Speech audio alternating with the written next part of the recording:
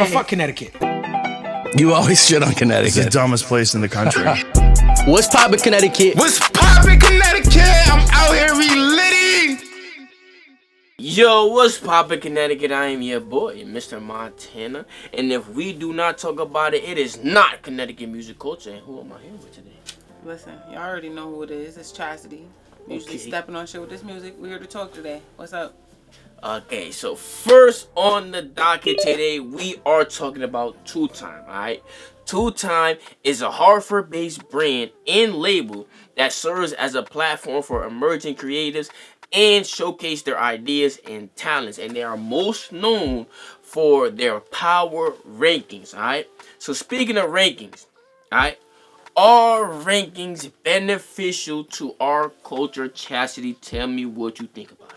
Okay, so first off, I want to say shout out to Two Time Music because they have put me on a platform, so I appreciate them for that. Okay. So I'll start off by saying rankings are important to a degree simply because I feel like depending on who makes it, they do speak for the people. Okay.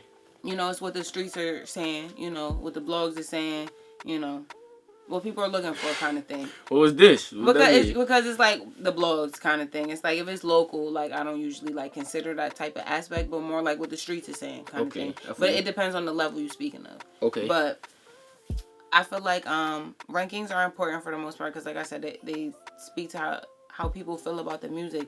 People like the music. If people are appealing to it based off the following, the interaction, what it's sounding like, you know, I feel like that's important. So it is lucrative to know like what people feel like as a collective, and who people like. But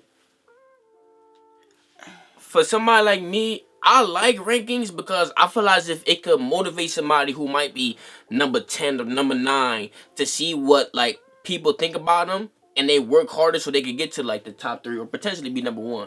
But my thing to you, because you are an artist, right? So when it comes to power rankings and stuff like that, how do you feel as if like the rankings 1 through 10 should be determined, or like what should it be based off of in general? I feel like it should definitely be based off, I hate the word popularity, but it should be based off popularity, like based off who got the biggest buzz, who's going the hardest, who's the most consistent, whose music sounds the best. I feel like they March rankings was good. I don't know a few of the artists, but I do want to shout out to Touching Money O. You know, he's from my city. He been going crazy for a while. He just had a song with Davies that was crazy. Okay, my boy. Yeah, so like shout out to them or whatever. And I see he like number 2 actually, number 3. No, number 2. Number two. Yeah, I'm sorry, I'm blind. Number 2. So like I feel like stuff like that is good to see who's doing their thing and to like acknowledge that. But you know, sometimes people put people on the list based off their personal bias or their personal opinion. You know, your brother make music, so you gonna put him number 2 just cause like, or number 3 just cause like, I don't like stuff like that. Like I like when it's like the numbers speak for themselves and you put somebody on there because they deserve it. And I feel like usually that's, you know, that's what Two Time Music do. I don't think they're too biased. I know they're from Hartford. Yeah. And it's not always Hartford artists. It's a lot of Bridgeport artists, Stanford artists, Norwalk artists. People, I seen somebody from Norwich on there before. No, for sure. Yeah, like they're very tapped in with all of Connecticut, and I feel like that's good. They're not biased, and that's important. Yeah, shout out to Two Time, especially because like I don't really see any other platform doing like power rankings like this, except for Two Time. You see what I'm saying? Only other person that do these is Michi, DJ Michi. DJ Michi, the only other person that do these top 10s kind of thing. Okay, but and I know everybody was going crazy about those. Like a couple months back, everybody was definitely going crazy when everybody first started doing these rankings, and it's like I feel like you said, it's good as motivation. Yeah, it make it competitive.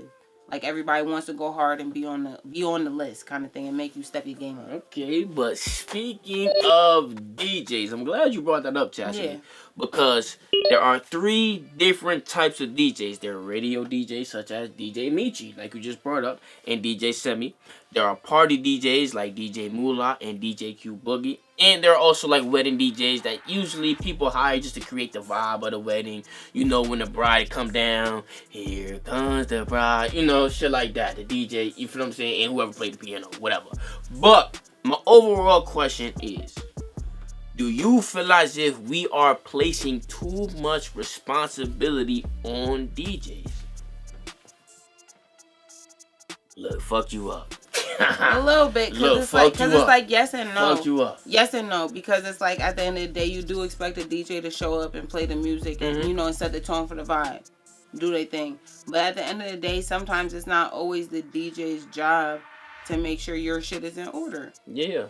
Sometimes people's stuff isn't in order. They'll book a DJ for an event, and that's your fault. That's not the DJ's fault, kind of thing. So I feel like sometimes there is a little over expectation on what a DJ's job is supposed to be when they're not prepared for their event. But I feel like DJ's roles in exposing other artists, like publicly or like locally, I feel like it's important, because DJs don't always support people from their area. They don't always spin people's music in other towns and stuff like that. And I feel like that's important. It's important to put people on the forefront in other areas. But that just goes off personal connection. If you don't know that DJ, if you don't have a buzz, they're not going to play your stuff when they go out of town.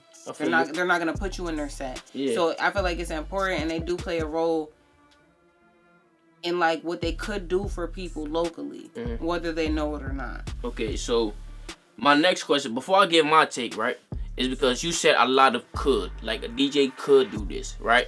So my question to you is, right, if I'm a DJ, and let's say I'm from Bridgeport, Connecticut, because you know me. You feel what I'm saying? Bridgeport native, right? But if I'm from Bridgeport, Connecticut, and I'm a DJ from Bridgeport, right? And I know I could do a lot of things, but my job as a DJ is to play music that the people are going to be receptive to. They might dance, turn up to it, whatever, right? But if there's a Bridgeport artist who might be buzzing, but he's not streaming the way a Dirk might be streaming, or a Rod Wave, or a Polo G, or whoever people listen to, right? Is it my responsibility to play that artist's music because he's from the same city as me, even though he's not doing the same as somebody else? Okay, so firstly, nobody gonna be streaming like Dirk or Rod Wave locally. I feel you. And because they're not gonna be local if that's what they on. I feel you. But no, it's nobody's responsibility to spin your music. Like I have DJs that support me and they play my music. I have DJs that I know of and they don't play my music. Okay.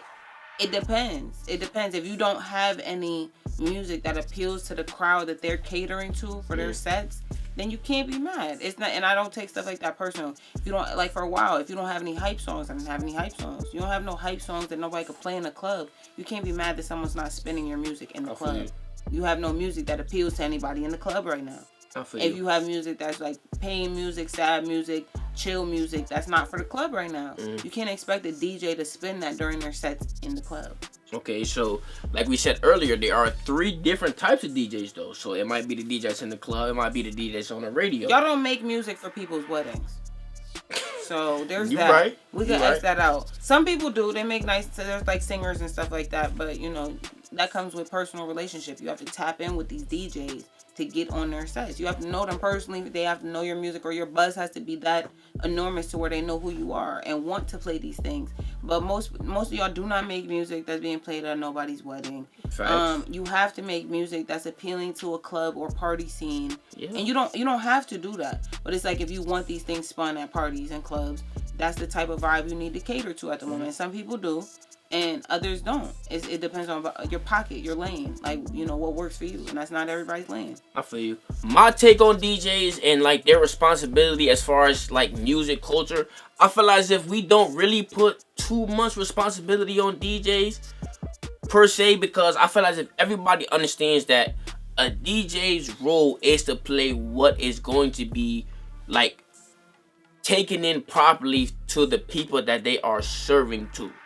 But what I will say is, a caveat that I will throw in there is, if you are from a certain area, I feel as if tapping into like what's lit out here. Like for example, like we have artists out in Connecticut that's really doing their thing. You are one of them. Thank you. You feel what I'm saying? Shout out to you. But there's a whole bunch of artists that we have DJs from Connecticut too. Shout out to DJ Bam Bam. You doing your thing. You see what I'm saying? Shout out to DJ Lodak. Shout out to Lodak, my boy. You feel what I'm saying? So people like that, they could, whenever they go out of state or whatever, or they politic it up with people who might not be from Connecticut, or just any like major city or whatever, they might, give a little light to somebody like you or anybody that might be really genuinely out there doing their thing, regardless of how it is perceived.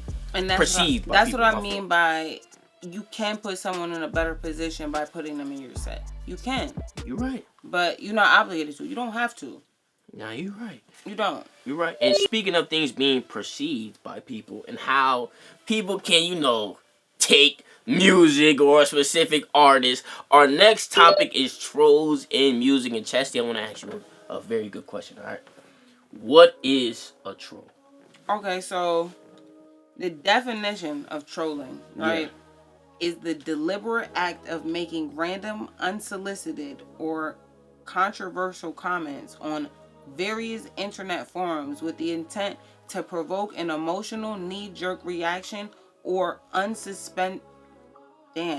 or a reaction from unsuspenseful readers to engage or give attention. So pretty much that just means you're doing anything to get people's attention and you're borderline thirsty. Yeah. A lot of people do it. You feel what I'm saying? And it's really to mask that they're really a fan of you. You feel what I'm saying? Because reality, people who troll really like you for real. They just wanna make it seem as if they're a hater just so they can bring more attention to them and what it is that they're doing. How should we perceive trolling? I feel like trolling should be perceived. Personally, I don't like it. I'm not gonna say I don't respect it, but I don't really respect it depending on like how you coming about it. Okay. Because like we had said before, the 6ix9ine aspect, you could be trolling, get your ass beat. You're doing too much. Yeah, they violate. But you could be trolling and really be like up to something. You could be trolling just to bring traction to your page. You could be trolling to bring traction to what you're promoting next. But sometimes it's not okay. Like it depends. If you're deliberately like downgrading other artists, you're trolling specific people, then no.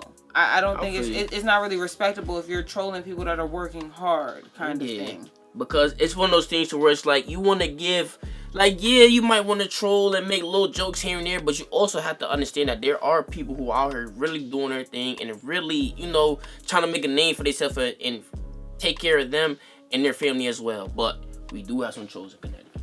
We do. There's a lot of trolls in Connecticut and from Connecticut, outside of Connecticut.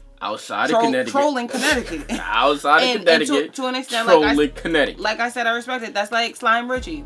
Word of bro. I'm not gonna lie. He trolled hard as hell.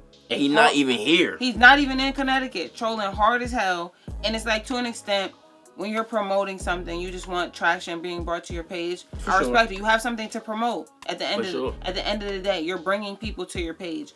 I do understand the concept behind that. Yeah. I do. But at the same time, when you're mentioning other artists that are doing their thing, it's hating. Yeah, it's not respected. It's like I respect that you're working, but you need to respect the fact that other people are working too just as hard. Your opinion is your opinion. If other people are working hard and other people fuck with it, who are you to say like, oh, I don't fuck with this? Like, I feel like this is the worst in Connecticut, and it's just like it's one of those things where it's like, bro, like if you don't like something that's going on, that's just you. It's okay because I don't like a lot of motherfuckers. You see what I'm saying? I don't either. I personally think a lot of people are fucking trash. Yeah, but I don't go out telling everybody how I think everybody's trash because I'm about to drop a project next week. Yeah, like for example, Lil Pump ass. That's a fact. Playboy Cardi ass. Rest in peace to him. You feel what I'm saying? But I'm gonna say I don't give no fuck. Lil Key ass. You thought Lil Key was ass? That nigga was horrible. Okay, so like you said for Lil, he was horrible. Lil Key. I'm like listening to that shit. Lil Key and Lil Pump, it was hit or miss. Ain't shit hit or miss. It's hit or that miss. Nigga, he trash. Rest in peace to him. I don't want to disrespect him, but nigga, you was trash. But that's just me though. That's how I feel. But that go back to the Slime Richie nigga. I could feel like just somebody ass, but the vast majority of people could feel differently than me. Slime Richie, I've never heard him say nothing positive about anybody, except for maybe a select few people. I've never heard him say anything positive about anybody. Because the vast majority, it's not, after a point in time, it's not troll, it's hating. He hate on people who genuinely but it's have like traction. That is trolling to an extent because it is because if you make a video and it's on some I'm on some say cheese shit, and then you're just like, this person is the worst rapper in Connecticut. This person is the worst rapper in Connecticut. This person is the worst rapper. And you're literally like name dropping these people, putting like, if I was to name drop these people, we'd be putting photos of them. Like, you're gonna put photos of these people and then say they're like, you took time out your day to say that the next man that's working hard is trash. That's kind of crazy to me. That's dick ride. That's kind of crazy. And it's like, some of these people, they're not even doing nothing. And then, like I said, the type of music that people make, it just cater to what's popping right now. And that's not bad. That's not wrong. You're not wrong for making what people want to hear. Nah, and speaking of what people want to hear, we do this every week.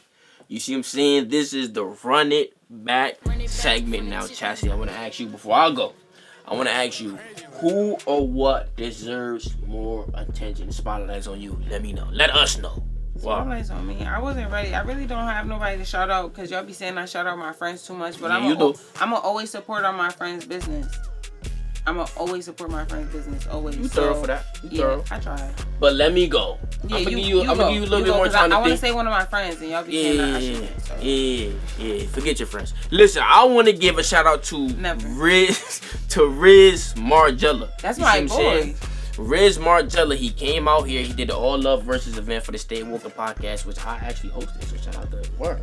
So shout out to Riz Margella. I actually got put on to him when he came out and did the All Love Versus. He did his thing. That boy got melodies for days, and he actually makes great music from New Haven. You feel what I'm saying? So Riz, my boy, keep doing your thing. I met you, real cool dude. The music is there. It speaks for itself. You going crazy. Shout out to Riz Margella, my boy. You actually just gave me an idea. That's perfect. I do fuck with Riz. Shout out to Riz. How you doing? We need a song. Stop playing. I'm gonna shout out to Vex. He actually has a song with Riz, and it's called Better Man. It's a really good song. I really like that song. So I'm gonna shout out Vex, because he definitely got the melodies. I got a song with him and Lexington called Song Cry. We actually got another song. It's about to come out on Lex. You trying to promo yourself, nigga. You ain't want to get nobody no fucking shout out. You want to promo yourself. I'm going to always give a shout out, but if I'm a part of it, I'm a part of it at the end of the day. But I want to shout out Vex, because he's been going crazy, and I feel like he need more attention, because he's definitely very talented. So shout out you, Vex. I mean, that's my shout out to Vex. Every day, all day. And with that being said, we're going to close out the show. Shout out to Capo DZ, man. It's just so gross. Snakes on a plane, apes in my trap set. 100 days, 100 nights, boy, you ain't adapt yet. Palms itching, I'll be on this money like a magnet. You be like 36 and running, got no bag yet.